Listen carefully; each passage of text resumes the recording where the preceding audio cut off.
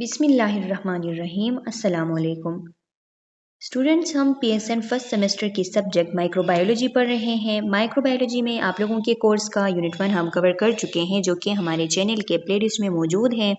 और चैनल के प्लेलिस्ट का लिंक आप लोगों को इस वीडियो लेक्चर के डिस्क्रिप्शन के एंड में मिल जाएगी, वहाँ से आप स्टडी कर सकते हैं। आज का हमारा जो लेक्चर है, इसमें हम आप लोगों के कोर्स का यूनिट 2 स्टार्ट करेंगे। यूनिट 2 जो कि कंट्रोल ऑफ माइक्रो ऑर्गेनिजम्स पे है। इस यूनिट के टोटल 4 ऑब्जेक्टिव्स हैं, जिसमें आप लोगों ने सबसे पहला जो ऑब्जेक्टिव है उसके अंदर डिफरेंट चीज़ों की डिफरेंट जो टर्मिनोलॉजीज़ हैं उनकी डिफिनीशन है वो आप लोगों ने समझनी है। उसके बाद जो फिज़िकल और केमिकल मेथड होता है माइक्रो ऑर्गेनिजम्स को कंट्रोल करने का, जो माइक्रोबियल ग्रोथ होती है उसको कंट्रोल करने का, वो आप लोगों ने डिस्क्रिप्शन के साथ पढ़नी है, डिटेल के साथ। उसके बाद माइक्रोबियल ग्रोथ की जो कंट्रोल होती है इसके इम्पोर्टेंस को आप लोगों ने समझना है। और एंड पे जाके जो लास्ट ऑब्जेक्टिव है उसमें आप लोगों को बताया है कि आप लोगों ने ब्रॉड स्पेक्ट्रम और नैरो स्पेक्ट्रम जो एंटीबायोटिक्स होते हैं उनमें डिफरेंशिएट करना है। तो ये 4 ऑब्जेक्टिव्स हैं जो आप लोगों ने इस यूनिट के अंदर स्टडी करने हैं। स्टार्ट लेते हैं कंट्रोल ऑफ माइक्रोबियल ग्रोथ। इसमें पहले जो टर्मिनोलॉजीज़ है वो आप लोग देखेंगे। फर्स्ट वन टर्मिनोलॉजी जो है वो स्टेरिलाइजेशन का है। स्टेरिलाइजेशन किसे कहते हैं? जब जितने भी फॉर्म ऑफ माइक्रोबियल लाइफ हैं वो ख़त्म हो जाते हैं एक चीज़ के ऊपर से, तो उसको हम कहते हैं कि ये स्टेरिलाइजेशन के प्रोसेस से गुजरा है और अब ये चीज़ जो है वो स्टेरिलाइज है। तो उसमें चाहे हम फिज़िकल मेथड यूज़ करते हैं, चाहे हम chemical method of sterilization use करते हैं, जो भी मेथड यूज़ करते हैं, एंड में होना ये चाहिए कि उस चीज़ के ऊपर से जितनी भी माइक्रोबियल लाइफ है वो ख़त्म होनी चाहिए, जिसमें जो एंडोस्पोर्स होते हैं उनका भी खात्मा जो है वो ज़रूरी है। अब ये एंडोस्पोर क्या होते हैं? आप लोगों को पता है स्टूडेंट्स के ये जो माइक्रो ऑर्गेनिजम्स होते हैं ये अपने सराउंडिंग के अकॉर्डिंगली खुद को एडॉप्ट करते हैं, एडॉप्शन के प्रोसेस से ये गुजरते हैं। जब भी इनके एनवायरनमेंट में कोई स्ट्रेसफुल सिचुएशन आ जाती है इनके लिए, चाहे वो इनके न्यूट्रिशन से रिलेटेड है या किसी भी चीज़ से रिलेटेड, टेम्परेचर से रिलेटेड, कोई भी स्ट्रेसफुल एनवायरनमेंट जब इनका हो जाता है तो उस स्ट्रेसफुल एनवायरनमेंट को देखते हुए ये डिफरेंट स्ट्रेटजीज़ अपनाते हैं और डिफरेंट स्ट्रेटजीज़ अपनाते हुए ख़ुद को सेव करने की कोशिश करते हैं, सर्वाइव करने की कोशिश करते हैं। उनमें एक स्ट्रेटजी इनकी ये होती है कि ये एंडोस्पोर्स बनाते हैं। एंडोस्पोर्स जो होते हैं ये सीड लाइक स्ट्रक्चर्स होते हैं, ये बैक्टीरिया के अंदर प्रोड्यूस होते हैं और ये बहुत ही ज़्यादा रेजिस्टेंट होते हैं। ये इस तरह बने होते हैं कि ये जो सर्वाइवल है उसको इंश्योर करते हैं और जो जेनेटिक इन्फॉर्मेशन होती है इन बैक्टीरियाज़ की, उन जेनेटिक इन्फॉर्मेशन को ये प्रिजर्व करते हैं जब इन्वायरमेंट स्ट्रेसफुल हो जाती है। और जब बाद में वो स्ट्रेसफुल इन्वायरमेंट ख़त्म हो जाती है तो दोबारा जो है ये उस अपनी जो इनकी एक वेजिटेटिव फार्म होती है उस फार्म में दोबारा ये आ जाते हैं और एक्टिव हो जाते हैं। तो वो जेनेटिक जो इन्फॉर्मेशन होती है उसको प्रिजर्व करने के लिए, सर्वाइवल को इंश्योर करने के लिए ये जो बैक्टीरियाज है ये एक स्ट्रेटजी अपनाते हैं जिसके थ्रू ये सीड लाइक चीज़ें जो है ये प्रोड्यूस करते हैं। इनको हम एंडोस्पोर कहते हैं। तो ये कहने का मकसद ये है कि ये बहुत ज़्यादा रेजिस्टेंट होते हैं। तो इनका भी जब खात्मा हो जाता है तो वो जो प्रोसेस होती है उसको हम स्टेरिलाइजेशन कहते हैं।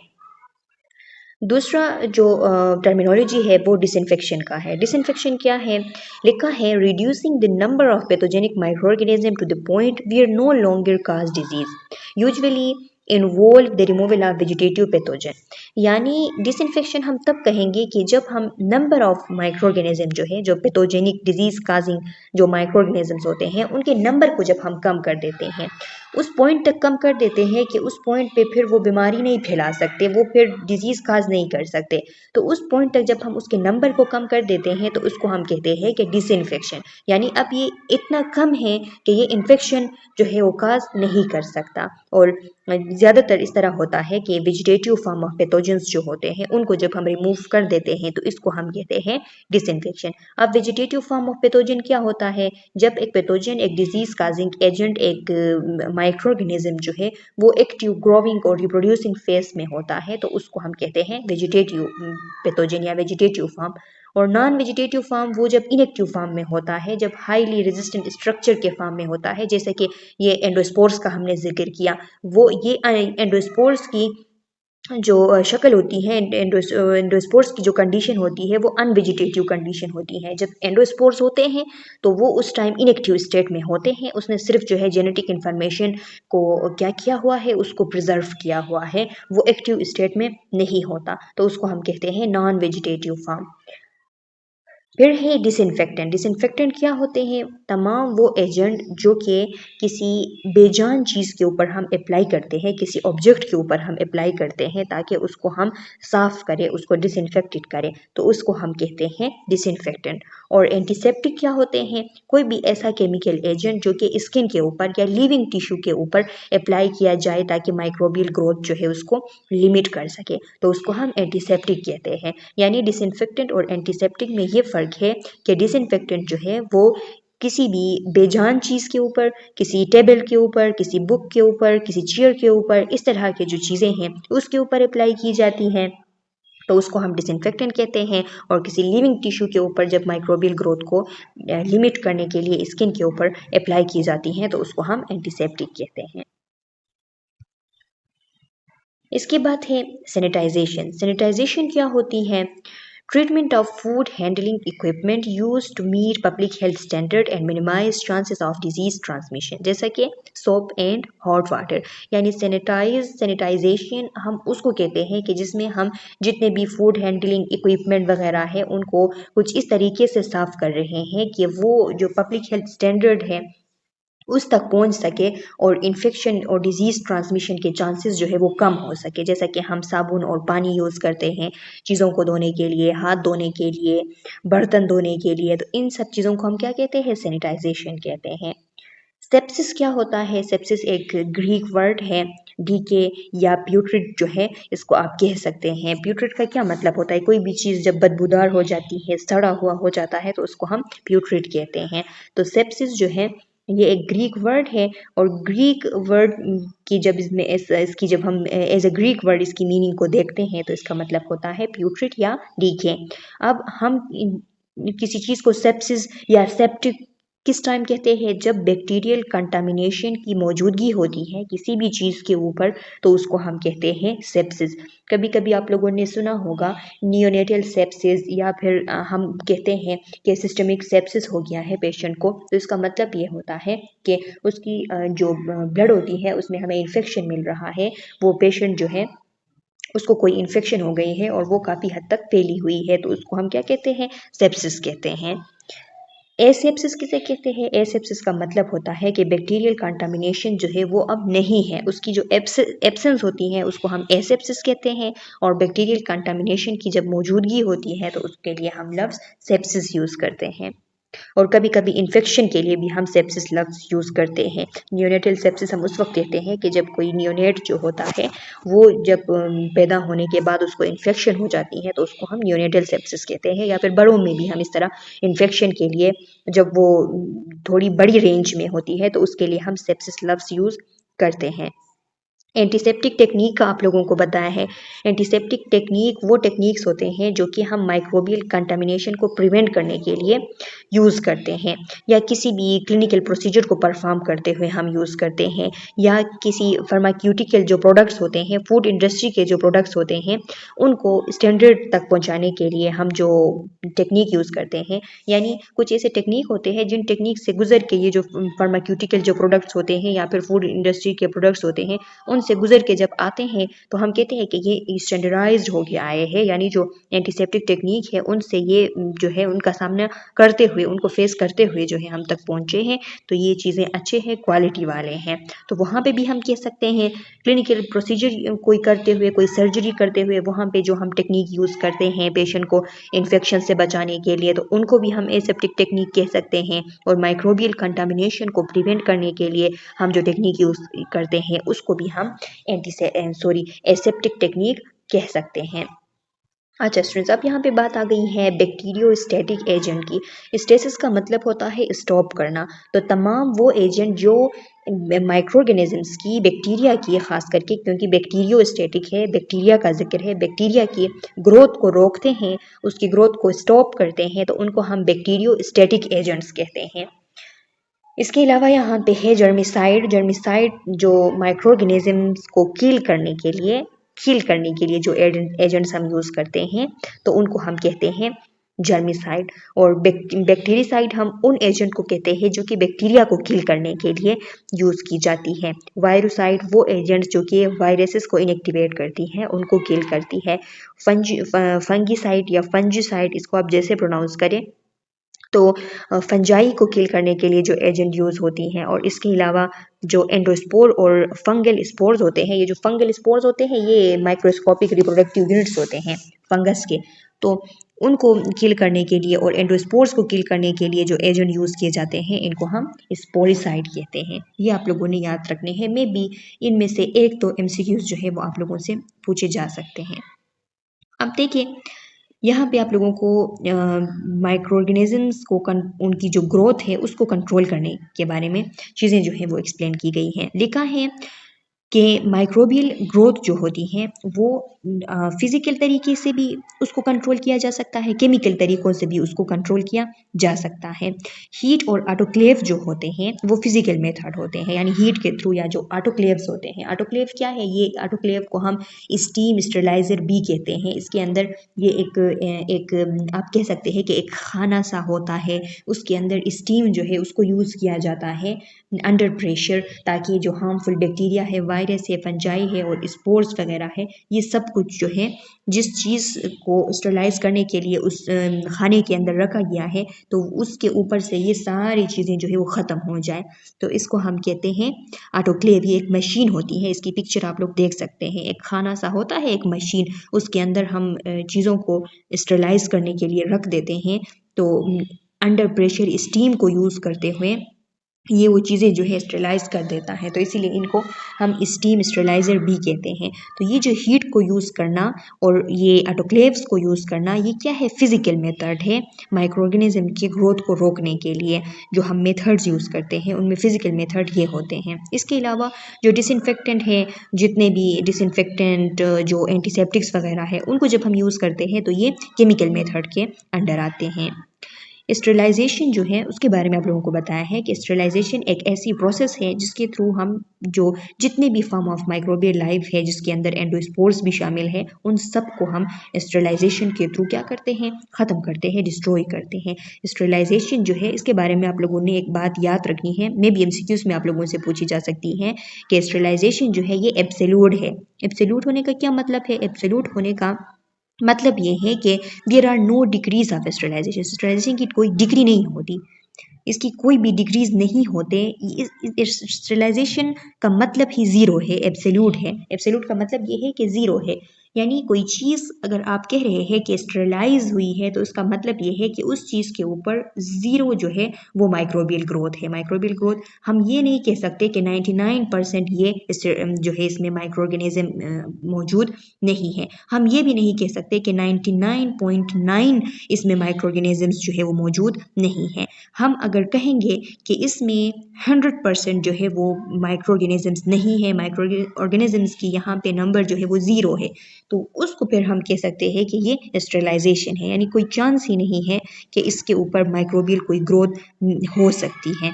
तो आप लोगों ने याद रखना है कि स्टेरिलाइजेशन जो है उसको हम क्या कहते हैं? एब्सोल्यूट कहते हैं। इसकी कोई डिग्रीज नहीं होते, यानी 99.9% भी नहीं हो सकती, टोटली ये ज़ीरो होती हैं, बिल्कुल जो है वो पाक होती हैं। डिसइंफेक्शन वो प्रोसेस होती है कि जिसमें हम वेजिटेटिव पैथोजेंस जो है उनको डिस्ट्रॉय करते हैं। इसमें एंडोस्पोर्स और वायरसेस जो है वो ज़रूरी नहीं है कि ख़त्म हो। एंडोस्पोर्स को डिसइंफेक्शन का जो प्रोसेस है वो ख़त्म नहीं कर सकता। डिसइंफेक्टेंट जितने भी होते हैं इनका मकसद ही यही होता है कि जो माइक्रोबियल ग्रोथ है उसको इनहिबिट करें, उसके नंबर्स को जो है वो रिड्यूस करें। इसको हम जिस तरीके से स्टेरिलाइजेशन के थ्रू जो पाक किया जाता है चीज़ों को, माइक्रोबियल ग्रोथ जो है टोटली ख़त्म की जाती है, उस तरह डिसइंफेक्शन के थ्रू नहीं किया जा सकता। एंटीसेप्सिस हम कहते हैं जो केमिकल डिसइंफेक्शन होते हैं, केमिकली जो हम डिसइंफेक्शन करते हैं, यानी स्किन के ऊपर, म्यूकस मेम्ब्रेन के ऊपर या दूसरे लिविंग टिश्यू के ऊपर हम जो है जितने भी चीज़ें जो है वो यूज़ करते हैं और उसके थ्रू लिविंग टिश्यू के ऊपर कोई भी, तो उसको हम क्या कहते हैं? उसको हम एंटीसेप्सिस कहते हैं, और जो एजेंट यूज़ होते हैं उनको हम एंटीसेप्टिक कहते हैं। जर्मिसाइड आप लोगों को पता है कि वो एजेंट है कि वो जितने भी माइक्रो ऑर्गेनिजम्स है उनको रिपीटली किल करता है, तो उसको हम कहते कहते हैं जर्मिसाइड। और यहाँ पे भी ज़रूरी नहीं है कि जर्मिसाइड जो है वो भी एंडोस्पोर्स को किल करे, मे बी एंडोस्पोर्स की ग्रोथ जो है वो बरकरार रह सकती हैं with in the presence of germicide. इसके अलावा बैक्टीरियोस्टेसिस वो कंडीशन होती है कि जिसमें हम बैक्टीरिया की ग्रोथ को रोक रहे होते हैं, उसकी जो मल्टीप्लिकेशन है उसको इनहिबिट कर रहे होते हैं, उसको किल नहीं कर रहे होते हैं। इसके अलावा यहाँ पे ये जो बैक्टीरियोस्टेसिस का जो कंडीशन होता है उसको अगर हम रिमूव करें तो फिर वो ग्रोथ जो है वो कंटिन्यू हो सकती है, ग्रोथ रिज्यूम हो सकती है, उसमें वो किल नहीं होते। एसेप्सिस का मतलब ये होता है कि किसी भी ऑब्जेक्ट या एरिया के ऊपर से पैथोजन की प्रेजेंस जो है वो ख़त्म है, पैथोजन अभी एब्सेंट है, तो उसको हम एसेप्सिस कहते हैं। एसेप्टिक टेक्निक वो टेक्निक होते हैं जिसके थ्रू हम एक जिस्म के ऊपर से पैथोजन की जो एंट्री है उसको प्रिवेंट करते हैं।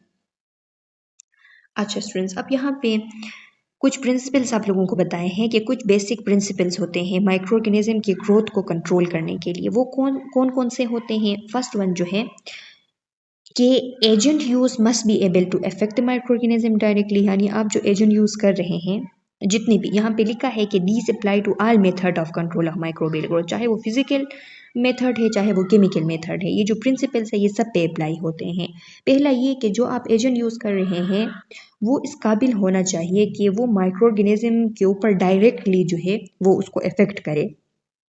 इसके अलावा the item must be clean so as to remove extraneous soil, यानी वो जो आइटम जिसको आप साफ़ कर रहे हैं, जिसको आप जो है वो स्टरलाइज करना चाहते हैं या उसको डिसइंफेक्शन उसकी करना चाहते हैं, तो पहली बात ये है कि आप उसको जो उसके ऊपर गंद वगैरह लगे हुए हैं पहले उसको धोएंगे, यानी उसको रब करना, उसको वाटर के साथ धोना पहले ज़रूरी है, उसके बाद आप उसके ऊपर ये मेथड्स जो है वो अप्लाई करेंगे। इसके अलावा लिखा है कि moisture is essential for the action of chemical agent, और केमिकल एजेंट जब आप यूज़ करते हैं तो वहाँ पे पानी की मौजूदगी, मॉइस्चर जो है वो ज़रूरी होता है। मॉइस्चर अब क्यों ज़रूरी होता है? मॉइस्चर इसलिए ज़रूरी होता है कि जब वो कोई चीज़ जो है वो पानी के साथ वो जब मॉइस्चर उसकी हो जाती है तो जो केमिकल्स है वो डिज़ोल्व हो जाते हैं अच्छी तरीके से और उनकी जो पेनिट्रेशन है उसमें मदद मिलती है, तो इसीलिए मॉइस्चर जो है वो ज़रूरी होता है। और फोर्थ वन प्रिंसिपल जो है वो ये है, killing of micro organism is not instantaneous and इस टाइम रिक्वायर्ड डिपेंड अपॉन। अब जो माइक्रो ऑर्गेनिज्म की किलिंग होती है वो इस तरह इमीडिएट नहीं होती। इंस्टेंटेनियस मीन्स कि इमीडिएट वो नहीं होती, उसमें टाइम टाइम जो है वो उसमें लग जाती है, टाइम रिक्वायर होती है। और दूसरी बात ये कि कुछ चीज़ों के ऊपर डिपेंड करती हैं। फर्स्ट वन कि उस ऑर्गेनिज्म के नेचर के ऊपर कि वो कैसा ऑर्गेनिज्म है, यानी कुछ बैक्टीरियाज ऐसे होते हैं जो कि नॉर्मली उनको किल करना ईजी होता है, उनके बरअक्स कुछ ऐसे होते हैं कि उनको उनकी नेचर ऐसी होती है कि वो ज़्यादा हार्ड होते हैं किल करने के लिए। जैसे माइक्रोबैक्टीरियम ट्यूबरक्लोसिस जो टीबी काज करती है जो बैक्टीरिया, उसकी नेचर ऐसी होती है कि उसको उसके बरअक्स अगर किसी दूसरे बैक्टीरिया को हम ले लें तो दूसरे बैक्टीरिया को हम इजीली किल कर सकते हैं, लेकिन उसके नेचर की वजह से उसको हम इतने इजी तरीके से किल नहीं कर सकते जितने इजी तरीके से दूसरे बैक्टीरिया को हमने किल किया हुआ है। तो नेचर एक चीज़ होती है, ऑर्गेनिज्म के नेचर के ऊपर डिपेंड करता है। इसके अलावा जो एजेंट आप यूज़ कर रहे हैं उस एजेंट के नेचर के ऊपर भी कि आप किस किस्म का, किस क्वालिटी का एजेंट जो है वो यूज़ कर रहे हैं उस माइक्रो ऑर्गेनिज्म को किल करने के लिए या उसके ग्रोथ को रोकने के लिए, तो उसके ऊपर भी डिपेंड करता है। इसके अलावा नंबर ऑफ ऑर्गेनिज्म कितने हैं, जितने ज़्यादा नंबर ऑफ ऑर्गेनिज्म होते हैं तो उनको रोकना भी उतना मुश्किल होता है, टाइम ज़्यादा लेता है, और जितने कम होते हैं तो उनको रोकना भी उतना ईजी होता है, टाइम जो है आपकी कम लग जाती है। और टेम्परेचर होता है उसके ऊपर भी जो है वो डिपेंडेंट है कि टेम्परेचर आपने कितना रखा हुआ है और जो माइक्रो ऑर्गेनिजम्स हैं उनको कितना रिक्वायर था आपने कितना रखा हुआ है, ये भी एक जो है वो चीज़ होती है, इसके ऊपर भी डिपेंड करता है माइक्रो ऑर्गेनिजम्स को कि ग्रोथ जो है उसको रोकना, उनको किल करना। अच्छा जी, अब यहाँ पे आप लोगों को बताया जा रहा है कि जो ग्राम पॉजिटिव ऑर्गेनिजम्स होते हैं वो ज़्यादा ससेप्टेबल होते हैं।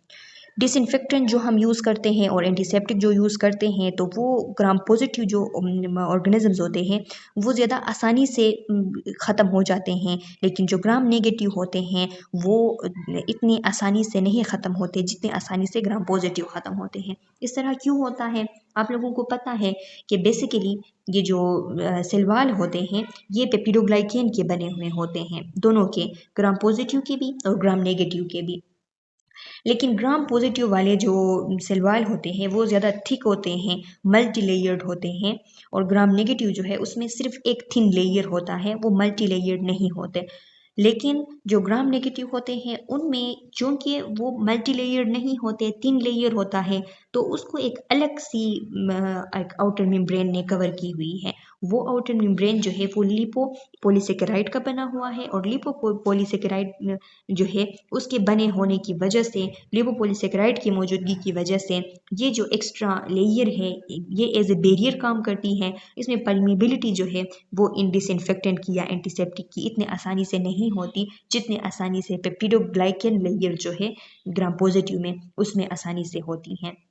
और दूसरी बात ये कि ये जो लिपोपॉलीसेकेराइड की थिन लेयर है ग्राम नेगेटिव के आउटर जो ये सरफेस के ऊपर ये बनी होती है, इसमें ये एबिलिटी होती है कि कोई भी टॉक्सिक सब्सटेंस जब इसमें इंटर हो जाए तो ये उसको जल्दी से पंप आउट कर देती है। तो ये पंपिंग की एबिलिटी का होना और इसमें परमेबिलिटी का कम होना, तो इसी वजह से इस तरह होता है कि ग्राम नेगेटिव जो होते हैं वो इतने आसानी से नहीं किल हो पाते जितने आसानी से ग्राम पॉजिटिव एंटीसेप्टिक और डिसइंफेक्टेंट को यूज़ करते हुए हम उनको किल कर सकते हैं। दूसरी बात यहाँ पे आप लोगों को सुडोमोनास का बताया गया है कि सुडोमोनास जो होते हैं वो रेजिस्टेंट होते हैं केमिकल एजेंट के सामने, उनको रेजिस्ट करते हैं। और कुछ डिसइंफेक्टेंट और एंटीसेप्टिक ऐसे है कि उनकी मौजूदगी में सुडोमोनास जो है वो इजीली वो एक्टिव होते हैं, वो ग्रो कर रहे होते हैं। उन डिसइंफेक्टेंट और एंटीसेप्टिक का उनके ऊपर कोई असर नहीं होता। और दूसरी बात ये कि जो सेलाइन सोल्यूशन होता है, सिंपल सेलाइन सोल्यूशन, उसके अंदर भी वो सर्वाइव कर रहे होते हैं। और कुछ एंटीबायोटिक्स भी ऐसे होते हैं कि उनको वो रेजिस्ट करते हैं, उन एंटीबायोटिक के सामने वो ससेप्टेबल नहीं होते। वो एंटीबायोटिक जब हम यूज़ करते भी होते हैं तो वो किल नहीं होते। अब यहाँ पे आप लोगों को यही बात बताई है कि इसी वजह से हॉस्पिटल में जो अपॉर्चुनिस्टिक पैथोजन होते हैं उनमें इसका बड़ा नाम होता है। ख़ास करके जो जो ये सोडोमोनास अरिजिनोसा एक है इनमें, इन बैक्टीरियाज में सोडोमोनास बहुत से बैक्टीरिया है लेकिन इनमें एक है अरिजिनोसा जिसको हम कहते हैं। तो ये कॉमन बैक्टीरिया होता है वाटर के ऊपर या किसी मॉइस्चर इन्वायरमेंट के ऊपर, सॉइल के ऊपर कॉमनली ये मौजूद होता है। और स्किन के ऊपर भी, ह्यूमन स्किन जो है उसके ऊपर भी, थ्रोट में जो ह्यूमन स्टूल होता है उसमें ये मौजूद होता है। नॉर्मली जो हेल्दी लोग होते हैं तो उनको कोई नुकसान नहीं देता, इसमें इतनी सलाहियत नहीं होती। लेकिन जब एक बंदा बीमार हो जाता है और वो कमज़ोर हो जाता है, उसकी इम्यून सिस्टम कंप्रोमाइज़ हो जाती है, तो उस टाइम ये अपॉर्चुनिस्टिक हो जाता है, इसको अपॉर्चुनिटी मिल जाती है। और ये भी उस इंसान के ऊपर, जो कमज़ोर इंसान है, जो इम्यून सिस्टम जिसका कंप्रोमाइज़ हुआ है उसके ऊपर ये भी इफ़ेक्ट उसको करता है और बीमारी जो है वो पैदा करता है।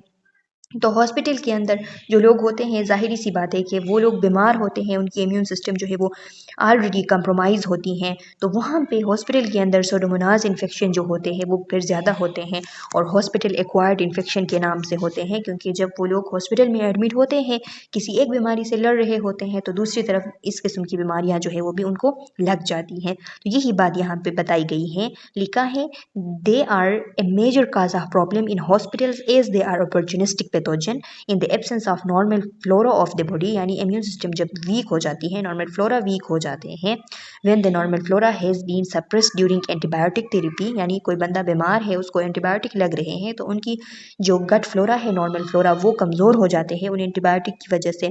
तो उस टाइम ये जो है अपॉर्चुनिस्टिक होके उस इंसान के ऊपर फिर जो है वो बीमारी काज करते हैं। Micro organisms are also more susceptible to chemical agent during their growth, but with an increase in age come an increase in resistance. यानी मतलब ये है कि माइक्रो ऑर्गेनिजम्स जो होते हैं वो केमिकल एजेंट के लिए ससेप्टेबल होते हैं। यानी वो जब ग्रोथ उनकी हो रही होती है तो उस टाइम वो ससेप्टेबल होते हैं, ज़्यादा ससेप्टेबल होते हैं क्योंकि कमज़ोर होते हैं। लेकिन जब उनकी एज इंक्रीज़ होती है तो वो फिर रेजिस्टेंट भी शो करते हैं क्योंकि वो फिर तैयार होते हैं रेजिस्ट करने के लिए।